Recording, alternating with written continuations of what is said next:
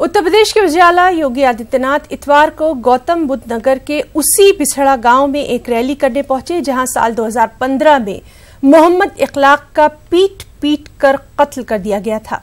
आदित्यनाथ की रैली में मकामी बीजेपी कारकुन संजय राणा का बेटा और इखलाक के कत्ल का कलीदी मुलजिम विशाल राणा के साथ पुनीत की भी पहचान की गई।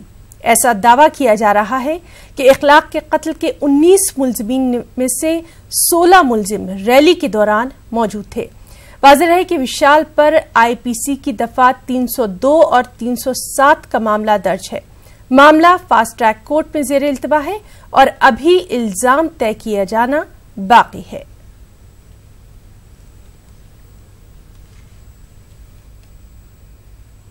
झारखंड में अजीम इत्तेहाद ने वाज़ेह इशारा किया है कि पार्लियामानी इंतखाबात में एक भी मुस्लिम उम्मीदवार को टिकट फराहम करने का इरादा नहीं है।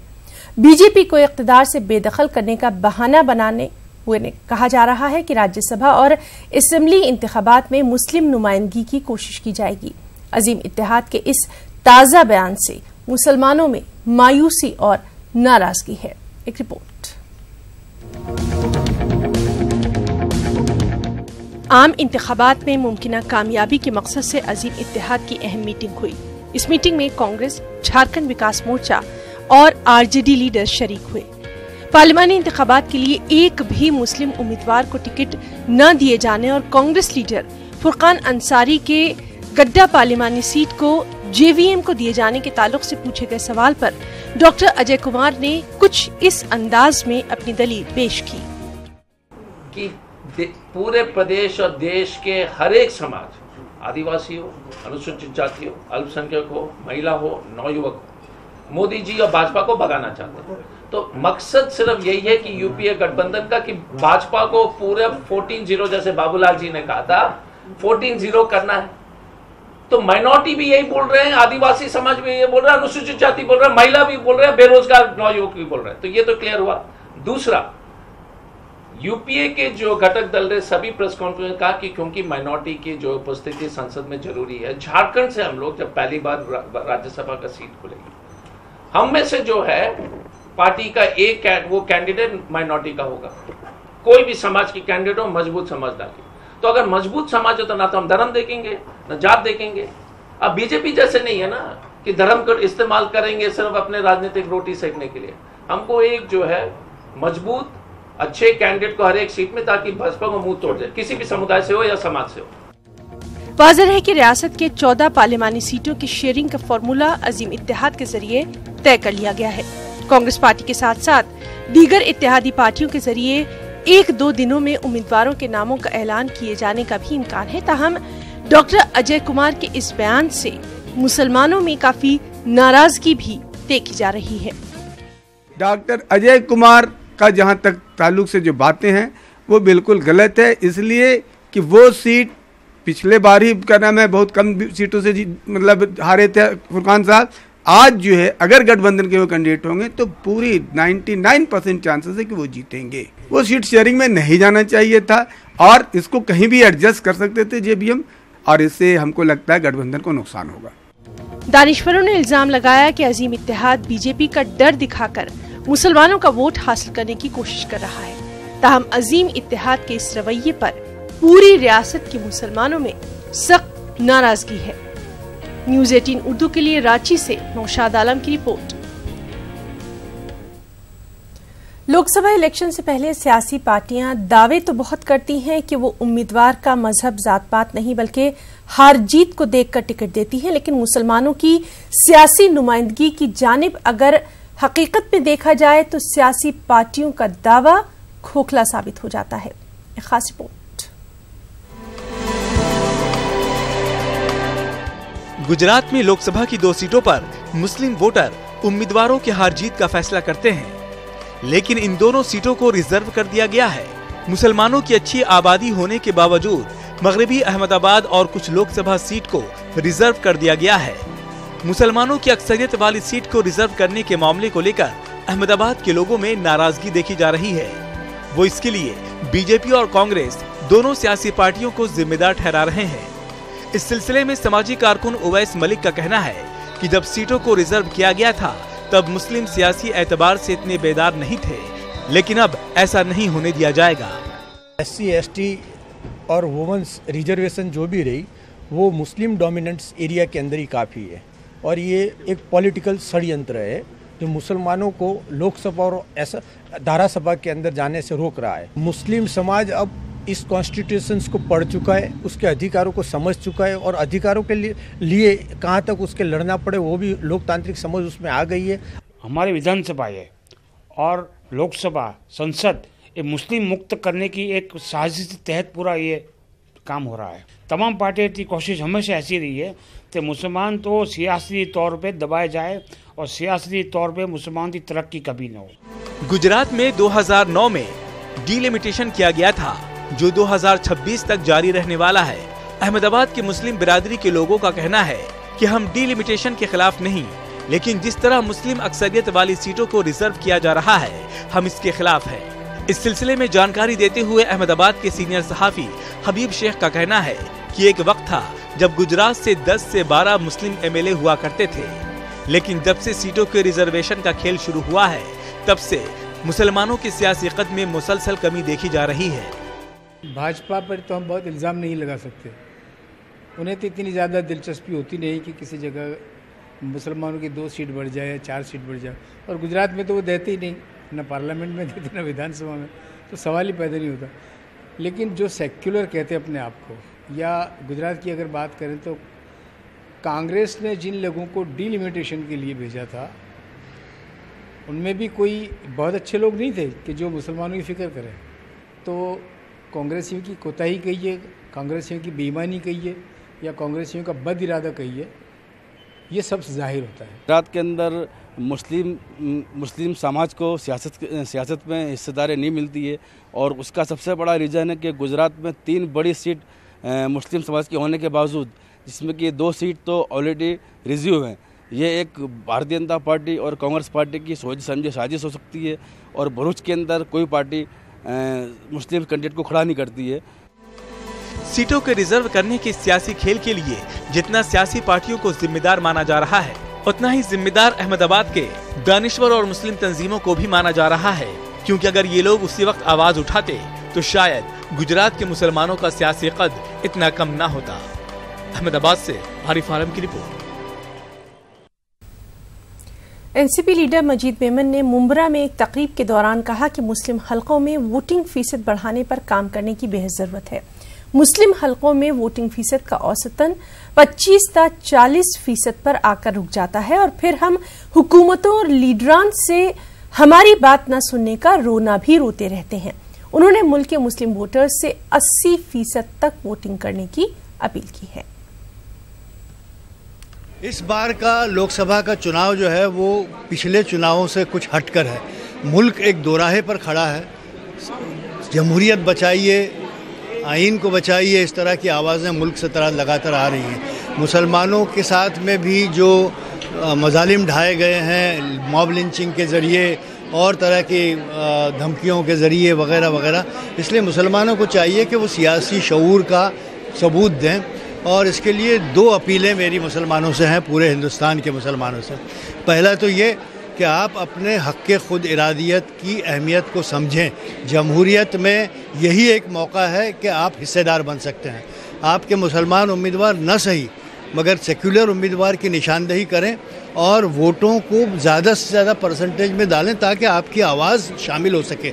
अगर आप अपने वोटों का इस्तेमाल नहीं करते, मुसलमानों का वोट परसेंटेज 25%, 30%, 35% में रुक जाता है, तो वो आप कहाँ से शामिल होंगे? अपनी आवाज़ आपकी कहाँ अहमियत रखेगी? आपको चाहिए कि 80% वोट, 85% वोट डालें। इंतखाबात और मजहबी रहनुमाओं को लेकर अक्सर तनाज़ा हो जाता है और बहस होती रहती है। कभी कभी तो उल्मा की जानिब से की जाने वाली अपील को फतवे तक का दर्जा दे दिया जाता है। लेकिन सवाल ये है कि क्या ये अपीलें काम करती हैं और क्या मुस्लिम वोटर उल्मा के बयानात और अपील की बुनियाद पर अपना वोट देते हैं? खास रिपोर्ट।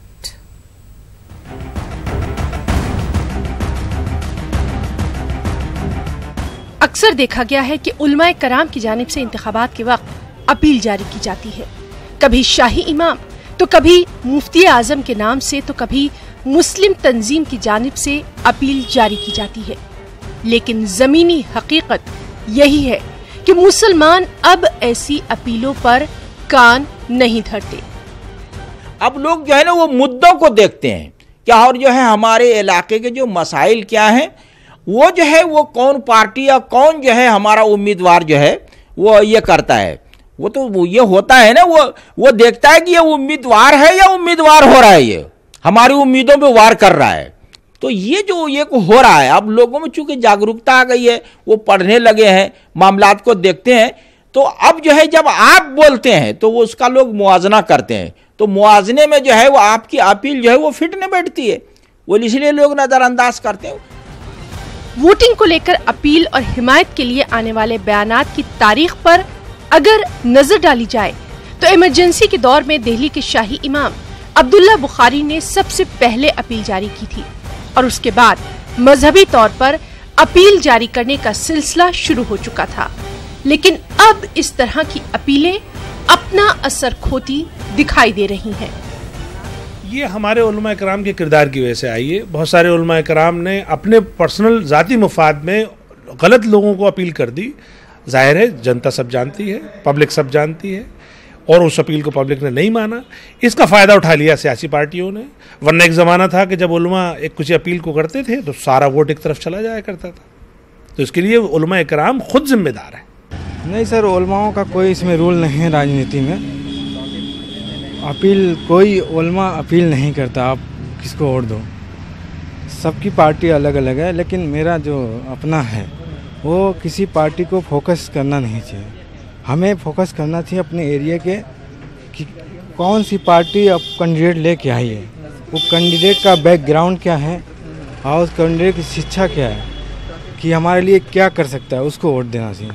नहीं, वो उसमें जो उलेमा जो जायज़ हैं, जो सही हैं, उनका तो जाहिर सी बात है होता है, और जो नहीं है उनका, जो बहुत से सारे तो सही नहीं होते हैं ना, तो जो सही है उन्हीं को फॉलो किया जाता है।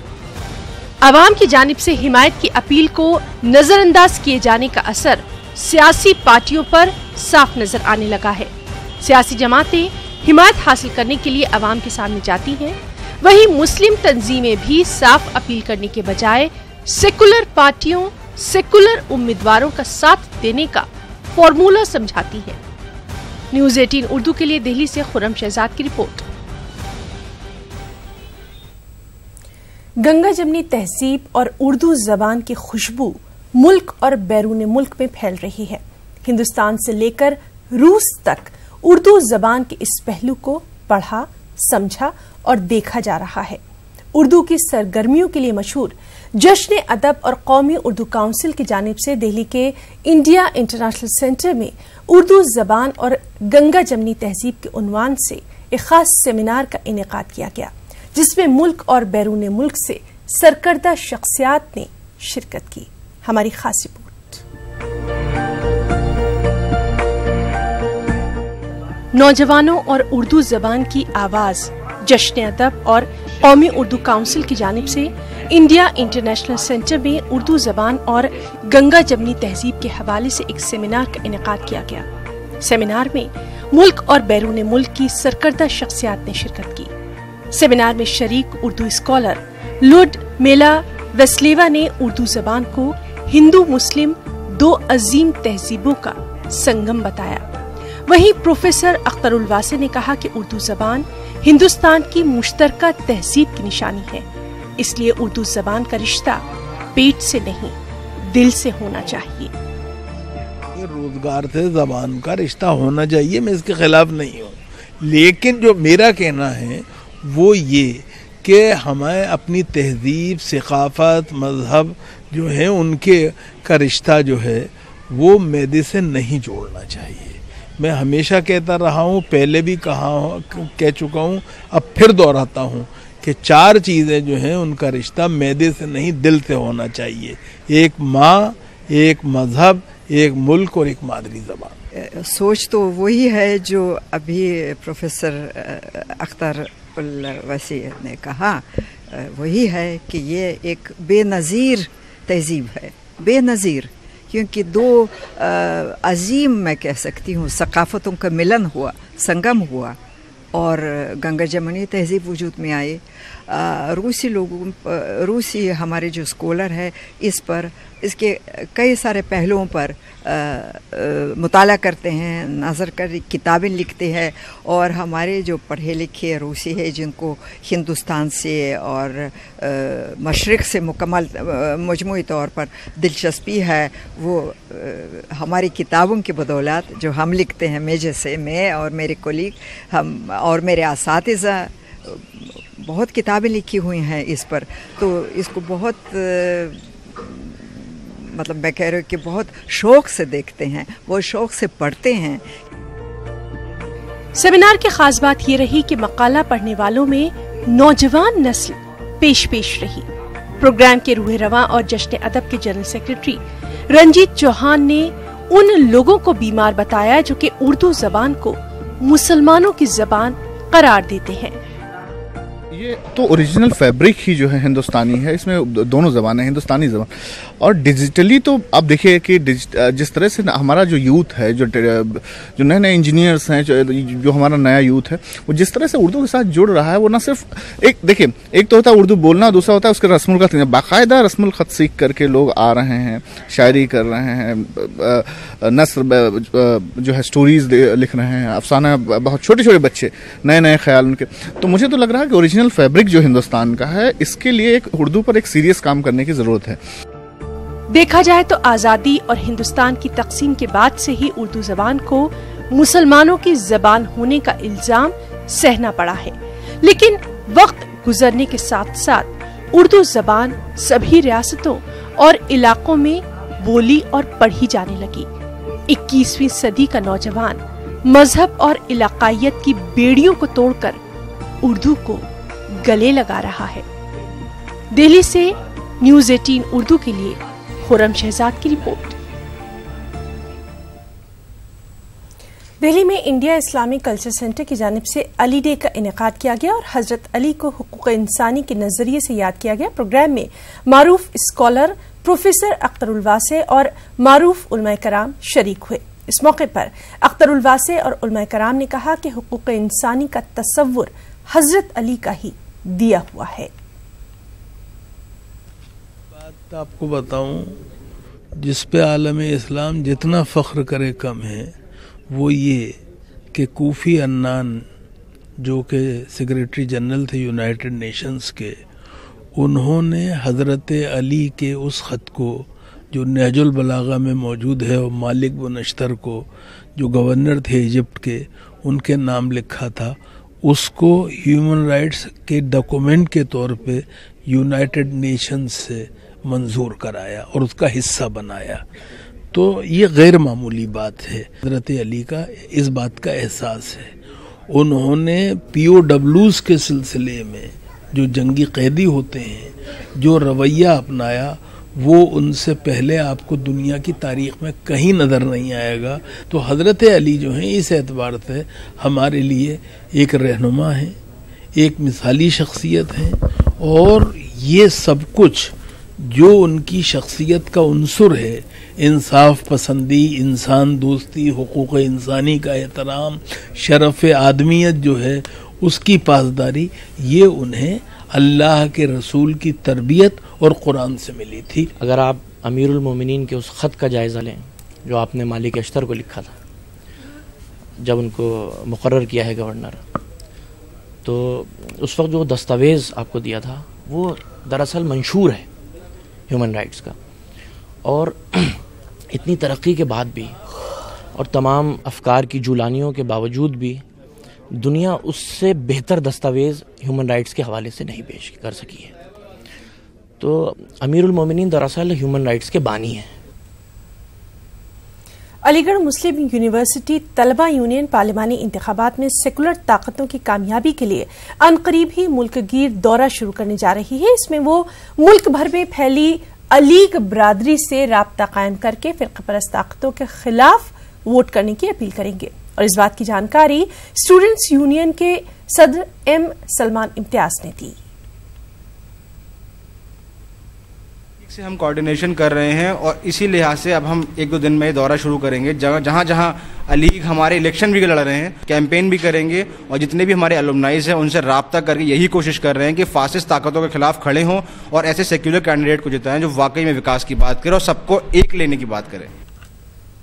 Bihar state handloom weavers cooperative union ने एक खास पहल की है। यूनियन ने रेलवे से राब्ता कायम करके चादर, तकिए और डस्टर तैयार करने का काम लिया है।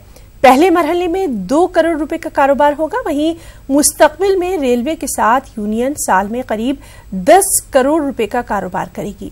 यूनियन के सदर के मुताबिक बिहार के बुनकर काम न मिलने की वजह से दाने दाने को मुहताज हो गए थे, लेकिन रेलवे की जानिब से काम मिलने से अब बुनकरों के भी अच्छे दिन आ जाएंगे।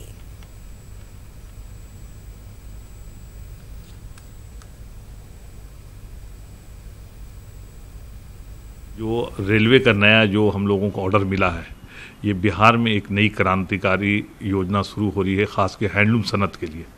इससे पहले कभी भी रेलवे का काम बिहार में आज तक नहीं आया था, दीगर प्रदेशों में हमेशा मिलता आया है। हम लोग का कोशिश ये थी कि हमारे जो बुनकर यहाँ सतरंगी चादर के अलावा जो काम करना चाहते हैं और जो और वसी पैमाने पर इसको हम फैलाना चाहते हैं, तो रेलवे को इसमें जोड़ना सबसे ज़्यादा ज़रूरी है। और अल्लाह का शुक्र है कि आज रेलवे ने हम लोगों पर एतमाद जताते हुए आकाश के ज़रिया से हम लोगों को एक बहुत बड़ा ऑर्डर दिया है। सहयोग ग्रुप की जानिब से गुलबर्गा में इज्तिमाई शादियों का इनेकाद किया गया। सबा गार्डन फंक्शन हॉल में एक तकरीब का इनेकाद करते हुए सहयोग ग्रुप की जानिब से 7 मुस्तहिक लड़कियों की इज्तिमाई शादी का एहतमाम किया गया। ग्रुप के जिम्मेदारान के मुताबिक शादी ब्याह के अमल को आसान बनाने की रिवायत कायम करना इसका अहम मकसद है। इज्तिमाई शादियों के मौके पर दूल्हे और दुल्हन के रिश्तेदारों के लिए दावत तौआम का भी एहतमाम किया गया था। जिम्मेदारान के मुताबिक इस इज्तिमाई शादी के इनेकाद के लिए किसी से चंदा या माली इमदाद नहीं ली जाती, बल्कि ग्रुप के मेंबरान अपने जाती सरमाए से ये पेशबहा खिदमत अंजाम देते हैं। जो मुस्तहिक लड़कियां हैं, यतीम की लड़की है, बेवा की लड़की है, जिनके वालिदैन बिल्कुल मुस्तहिक हैं, जो कर्ज लेकर कहीं से शादी नहीं करना, सूद से कहीं से पैसे लेकर शादी नहीं करना, इस वजह से मैं और मेरा ग्रुप मिलकर इज्तिमाई शादियाँ का इंतज़ाम करते हैं। कि आप लोग इतना नेक काम कर रहे हैं, ये आप लोग 11 साल से आप लोग ये काम कर रहे हैं, ये 11वां साल है। मैं लास्ट ईयर भी आई थी, लास्ट ईयर 13 या 14 शादियाँ हुए थे, इस बार 7 शादियाँ हो रहे हैं। आप लोग बहुत नेक काम कर रहे हैं, बहुत खुशी की बात है ये। दुल्हन के लिए तमाम चीज़ें जैसे कुरान मजीद, जानिमाज, रिहाल, इसके अलावा बिस्तर है, तमाम बिस्तर और दुल्हन के कपड़े हैं और खाने पकाने के तमाम चीज़ें देते हैं। इसमें अलमारी भी काबिल ज़िक्र है, फ़ैन है। अब इस बार जो है ये जो इलेक्ट्रिसिटी के चूल्हे वगैरह भी दिए हैं इस बार हम लोगों ने, और इमरजेंसी लाइट, सोलार लाइट। तो बुलेटिन में इतना ही। आदाब।